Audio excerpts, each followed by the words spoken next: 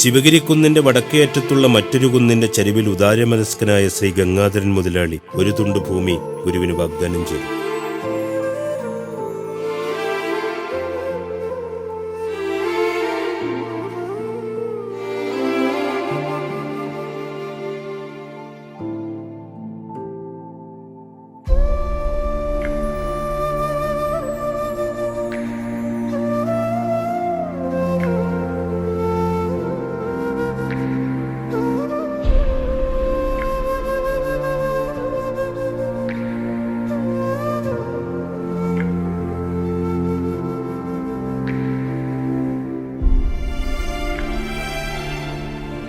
പത്തു മടൽ ഓളിയും കുറെ കപ്പത്തണ്ടുകളും കൊണ്ട് ഒരു കുടിൽ നിർമ്മിച്ച് താമസമാരംഭിച്ചു. ശാന്തി താമസിച്ചിരുന്ന കുന്നിനെ ആളുകൾ ശാന്തിഗിരി എന്ന് വിളിക്കുവാൻ തുടങ്ങി.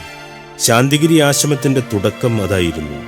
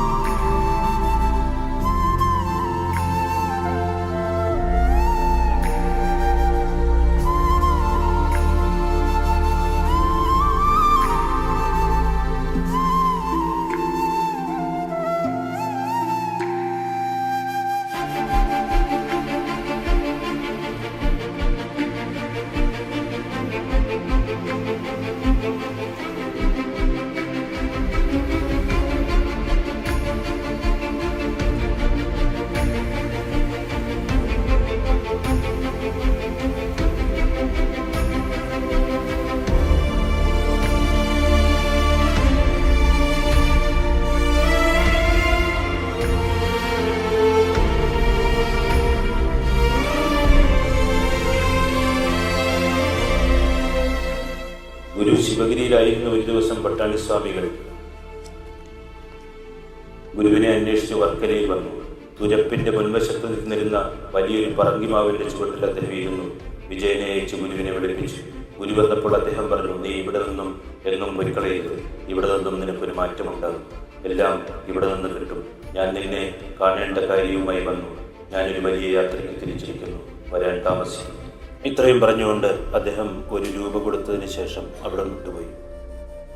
ഒരു ദിവസം ഗുരു ശിവഗിരിയിൽ പൂജയ്ക്ക് ശേഷം ഭക്തർക്ക് പ്രസാദം കൊടുക്കുകയായിരുന്നു. അതിലൊരാൾ ചൂണ്ടുവിരൽ നീട്ടിക്കാണിച്ച് എന്നിട്ട് വിരലിൽ ചന്ദനം തൊട്ടു കൊടുക്കുവാൻ പറഞ്ഞു. ഗുരു ചൂണ്ടുവിരലിൽ ചന്ദനം തൊട്ടു കൊടുത്തു. അത് അയാൾ നെറ്റിയിൽ തൊട്ടു. വീണ്ടും വിരൽ നീട്ടിക്കാണിച്ചു. ഗുരുവിന് ഇഷ്ടപ്പെട്ടില്ല. ധൃതിയുണ്ട്, കൈ കാണിക്കാൻ പറഞ്ഞു. നല്ലൊരു അവസരമെന്ന നിലയിൽ അയാൾ ആക്രോശിക്കുവാൻ തുടങ്ങി. ഇവിടെ കുറെ വള്ളക്കാരുടെ മക്കൾ കിടപ്പുണ്ട്. ഇവിടെ വന്നാൽ ശരീരം മൊത്തം ഇതാകണം. ഉടനെ ഗുരു പറഞ്ഞു, ഇത് നിന്റെ കുറ്റമല്ല. ഒന്നുകിൽ നീ വളർന്ന കുറ്റം, അല്ലെങ്കിൽ നിന്നെ വളർത്തിയ കുറ്റം. ഗുരു മറുപടി പറഞ്ഞു. അയാൾ ചെന്ന് നാരായണ തീർത്ഥരോട് എന്തൊക്കെയോ പരാതികൾ പറഞ്ഞു. നാരായണ തീർത്ഥർ അയാളെയും കൂട്ടി വന്ന് ഗുരുവിനെ ശകാരിച്ചു. അപ്പോൾ ഗുരു ഒന്നും പറഞ്ഞില്ല. അരിയുപ്പുറം ചെല്ലപ്പ പണിക്കർ, സ്വാമി ആര്യഭടൻ, നാരായണ തീർത്ഥർ എന്നിവർ ഒരുമിച്ചിരുന്നയിടത്ത് ഗുരു ഇങ്ങനെ മറുപടി പറഞ്ഞു. തെറ്റ് കണ്ടാൽ തിരുത്താം. അത് അന്വേഷിച്ചറിഞ്ഞായിരിക്കണം. അല്ലാതെ ചില വിവരമില്ലാത്തവർ പറയുന്നത് പോലെ സ്വാമി പറയുന്നത് ശരിയല്ല. അന്നേ ദിവസം തന്നെ ആശ്രമ കമ്മിറ്റി കൂടി ചില തീരുമാനങ്ങളെടുത്തു. ഗീതാനന്ദ സ്വാമിയും കുമാരന്ദൻ സ്വാമിയും കൂടി ഗുരുവിനോട് പറഞ്ഞു, ഞങ്ങൾ സ്നേഹം കൊണ്ട് പറയുകയാണ്, മറ്റൊന്നും വിചാരിക്കരുത്. ഒരു യാത്ര ചെയ്തിട്ട് വരണമെന്ന് കമ്മിറ്റി തീരുമാനിച്ചിരിക്കുന്നു. ഗുരുവിനെ ഒഴിവാക്കുവാൻ അവർ മനഃപൂർവ്വം സൃഷ്ടിച്ച തന്ത്രമായിരുന്നു അത്. ഗുരു അവിടെ നിൽക്കുന്നതിലുള്ള അവരുടെ അസഹിഷ്ണുത ഗുരു മനസ്സിലാക്കി. ഗുരു മറുപടി പറഞ്ഞു, നല്ല തീരുമാനം. നിങ്ങൾക്ക് വേണമെങ്കിൽ എന്നോട് പോകാൻ പറയാം. തീർത്ഥാടനം ചെയ്യണോ വേണ്ടയോ എന്ന്, എപ്പോൾ വേണമെങ്കിലും ഞാൻ പോകണോ എന്ന് ഞാനാണ് തീരുമാനിക്കേണ്ടത്. നിങ്ങൾ പറഞ്ഞിട്ട് യാത്ര ചെയ്യുവാൻ ഞാൻ എങ്ങനെ നന്നാവും? കുറച്ച് ദിവസം കൂടി കഴിഞ്ഞ് ഞാനിവിടെ കഴിയും. 4 ദിവസത്തേക്ക് കൂടി എനിക്ക് ആഹാരം തരണം. അത് കഴിഞ്ഞിട്ട് ഞാൻ പൊക്കോളാം. ആഹാരം തരണമെന്ന് ആവശ്യപ്പെട്ട് 4 ദിവസം കഴിഞ്ഞു. അന്നൊരു വ്യാഴാഴ്ചയായിരുന്നു. ആഹാരം കഴിക്കാൻ ഗുരു പോയില്ല. ബാലാലയത്തിൻ്റെ തിണ്ണയിൽ രാവിലെ മുതൽ ഒന്നും കഴിക്കാതെയിരുന്നു. ഈ വിവരം വെളിയിലറിഞ്ഞ് ഗുരുവിനെ സ്നേഹിക്കുന്നവർ ആഹാരം പുറത്തുനിന്നും കൊണ്ടുവന്നു. ഒരു ദിവസവും പൂജ ചെയ്തിരുന്ന സമാധിയിൽ ബാലാലയത്തിൻ്റെ തിണ്ണയിൽ എല്ലാ നേരവും ആഹാരം കൊണ്ടുവന്ന് വെച്ചു കൊടുക്കുവാൻ തുടങ്ങി. ആഹാരം കഴിച്ച് ഗുരു 21 ദിവസം അവിടെ കഴിച്ചുകൂട്ടി. ശിവഗിരിക്കുന്നിൻ്റെ വടക്കുവശത്തുള്ള മറ്റൊരു കുന്ന്. ആ കുന്നിൻ്റെ ചരിവിൽ വർക്കല കോളേജിനടുത്ത് ഉദാരമനസ്കനായ ശ്രീ ഗംഗാധരൻ മുതലാളി ഒരു തുണ്ട് ഭൂമി ഗുരുവിന് ദാനം ചെയ്തു. അവിടെ 10 മടൽ ഓലയും കുറെ കപ്പത്തണ്ടുകളും കൊണ്ട് ഒരു കുടിൽ കെട്ടി, ഒരു കൊച്ചു കുടിൽ. ഇവിടെ നിന്ന് നോക്കിയാൽ വടക്കും കിഴക്കും വൃക്ഷങ്ങൾക്കിടയിലൂടെ അങ്ങിങ്ങായി ഓരോ വീട് കാണാം. കുന്നിൻ്റെ പടിഞ്ഞാറേ ചരിവിൽ കശുമാവിൻ തൈയുടെ സമൃദ്ധമായ പച്ചപ്പ്. എങ്ങും ഒരു മനുഷ്യജീവിയെയും കാണാനില്ല. വിജനത. ആൾത്തിരക്കൊഴിയാത്ത ശിവഗിരിയിൽ നിന്നും ഗുരു മലമുകളിലെ കുടിയിലേക്ക് താമസം മാറി. അന്നൊരു വ്യാഴാഴ്ചയായിരുന്നു, ഉത്രാടം നാൾ. അന്ന് 4 വീട്ടുകാർ ഗുരുവിന് ആഹാരം കൊണ്ടുവന്ന് കൊടുത്തു. 17 വർഷമായി ഒരു പൈസ പോലും പ്രതിഫലം വാങ്ങാതെ സേവനമനുഷ്ഠിച്ച ശിവഗിരി പ്രസ്ഥാനത്തോട് ഗുരു എന്നേക്കുമായി വിടവാങ്ങി. കരുണാകരൻ ശാന്തി താമസിക്കുന്ന കുടിലിരിക്കുന്ന ആ കുന്നിനെ ആളുകൾ ശാന്തിഗിരി എന്ന് വിളിക്കാൻ തുടങ്ങി. ശാന്തിഗിരി ആശ്രമത്തിന് തുടക്കം അതായിരുന്നു. ആദ്യമെല്ലാം ഒരു ദിവസം തന്നെ 2-3 തവണ ശിവഗിരിയിൽ പോകുമായിരുന്നു. പിന്നീട് അവിടെ പോകുവാൻ സമയമില്ലാതായി. വർക്കല ശാന്തിഗിരിയിൽ ഇരുന്നു കൊണ്ട് ആത്മീയ ജീവിതത്തിൻ്റെ പല സോപാനങ്ങളും ഗുരു കടന്നുപോയി.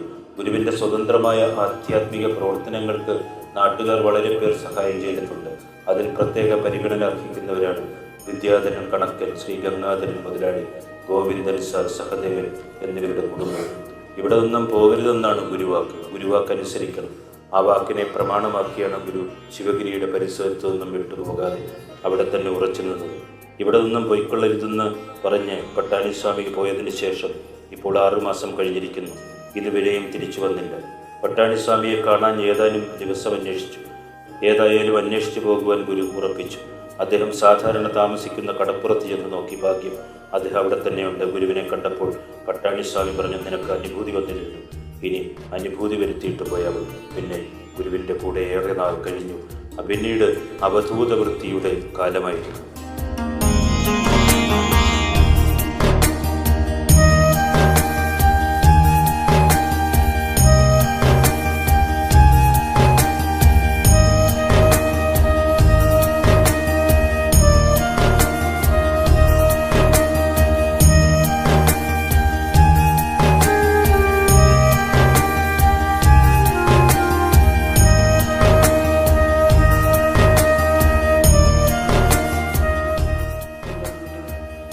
കഷ്ടപ്പെട്ട് വേദനിച്ച് വെട്ടിയ കിണറാണ്. അന്ന് 10 പൈസ 5 പൈസയൊക്കെ എൻ്റെ മാമൻ ശ്രീനിവാസ മാമൻ ഇറങ്ങി പിരിക്കുമായിരുന്നു. അങ്ങനെ പിരിച്ചുകൊണ്ട് വന്ന് വെട്ടിയ കിണറാണ് ഈ കിണർ. അത്രയും കഷ്ടപ്പെട്ട ആ കുട്ടി, ഞാൻ കൊച്ചായതുകൊണ്ട് എനിക്ക് ഇവിടെ വന്നിട്ട് ഈ കിണർ മാത്രമേ ഓർമ്മയുള്ളൂ. എനിക്കന്ന് 5-6 വയസ്സേ ഉള്ളൂ. കിണറ്റിന് മാത്രം എനിക്ക് കണ്ടപ്പോൾ ഓർമ്മയുള്ളൂ. ഈ ഗുരു ഇരുന്നത് ആ ഭാഗത്താണ്, താഴെ. അടുക്കളയും ആ ഭാഗത്തായിരുന്നെന്ന് ഓർമ്മയുണ്ട്. ബാക്കിയൊന്നും എനിക്ക് ഓർമ്മയില്ല.